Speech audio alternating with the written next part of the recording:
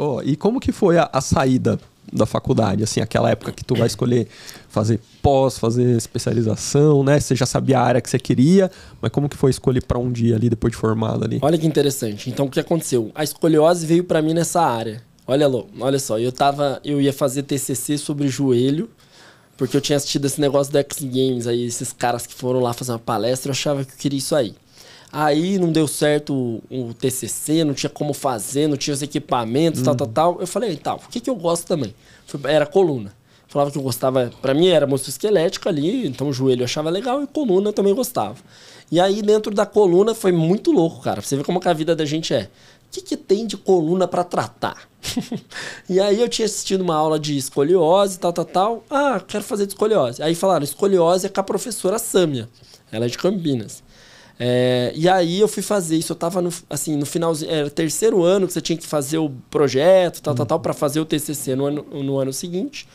Ela virou pra mim, assim, ela é uma pessoa muito, muito assim, desprendida, gente boa pra caramba. Ela virou e falou assim, você quer fazer sobre isso? Semana que vem começa o meu curso de RPG lá em Campinas, você pode ir lá fazer.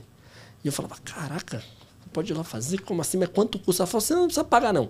O ano que vem, hoje você não pode fazer, porque só podia fazer alunos do quarto ano ou profissionais. Ela falou assim, não, você vai como ouvinte, você aprende, você estuda, você lê, tal, e você só vai fazer no ano que vem.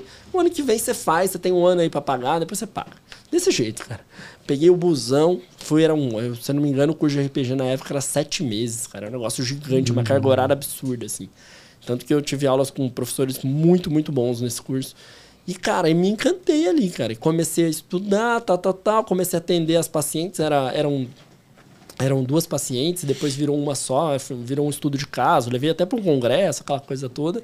E ali começou. E aí, quando eu me formei, então eu fiz...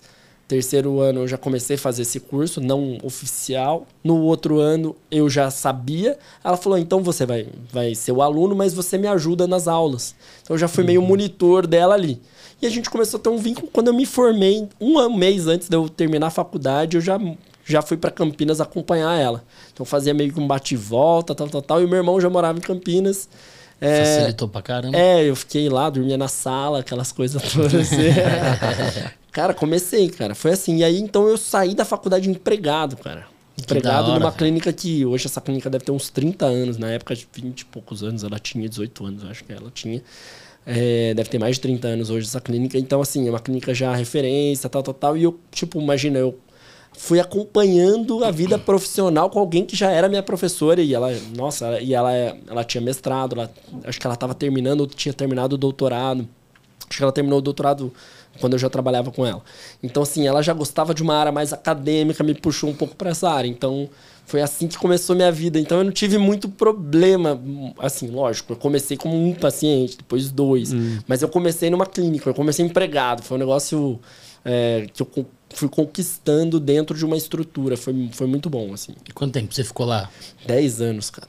Fiquei 10 anos. Foi muito legal. Ela foi sua mentora. Foi minha mentora, foi. Eu fiz o mestrado na USP, que ela tinha feito o doutorado na USP, com outra orientadora, mas laboratórios afins. Então, assim, ela foi me guiando mesmo. Foi muito bom, foi muito legal.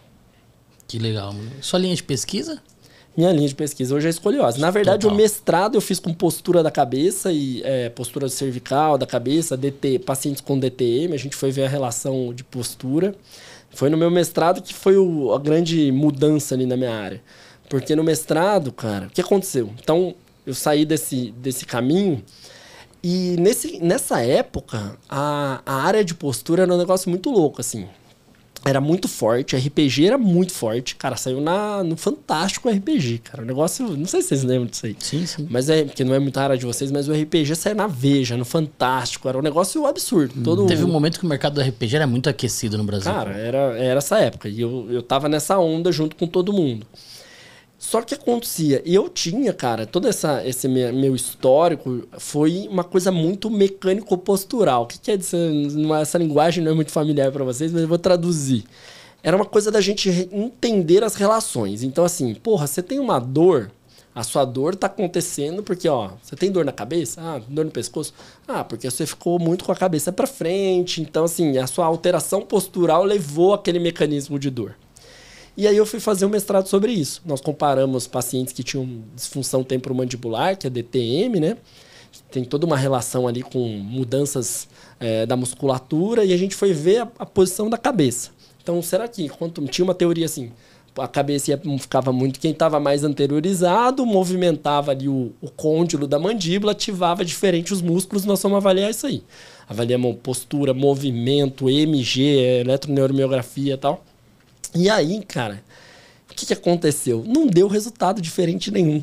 Quem tinha dor, quem não tinha dor, todo mundo tinha alteração. Nada. E aí ferrou minha vida. Porque eu já tava, isso aí foi, eu terminei em 2010, eu acho, 2010, não lembro direito. Acho que 10 a 14, acho que eu fiz o mestrado. Ou seja, todo mundo era torto.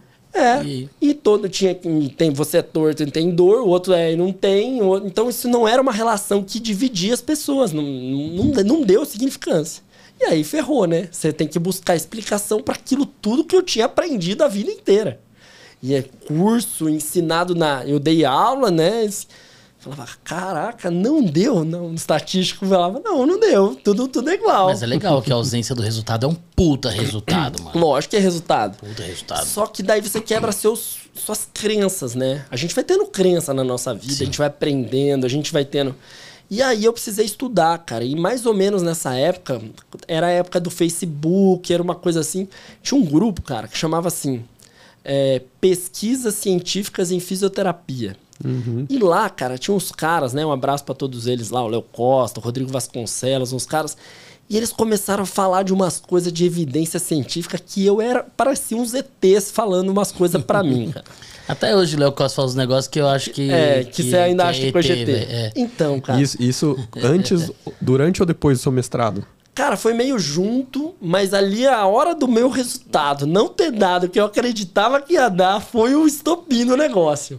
Imagina o desespero que você ficou. Porque, cara, era uma assim, você tenta defender aquilo que você acredita, né? Uhum. E não dá, maravilhoso, mas assim, e agora? Deixa eu entender o porquê que não dá. Eu precisava entender. Não só pra escrever, mas era um negócio meio pessoal ali.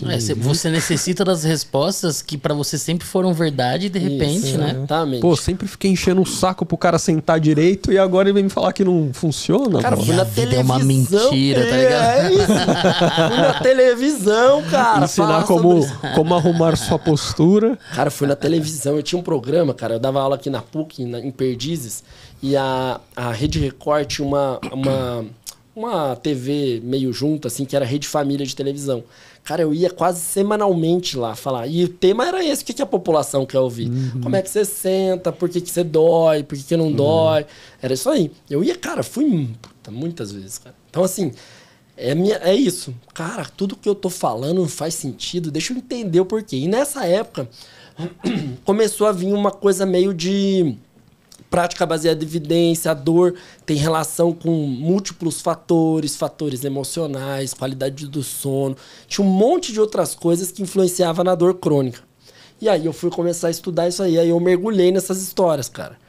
E aí eu não saí nunca mais eu saí da evidência científica, entendeu? Foi um marco ali pra mim, assim, que foi uma questão meio pessoal, meio de vida. E às Pensei vezes... que você fala, nunca mais eu fui dar entrevista na Record, tá ligado?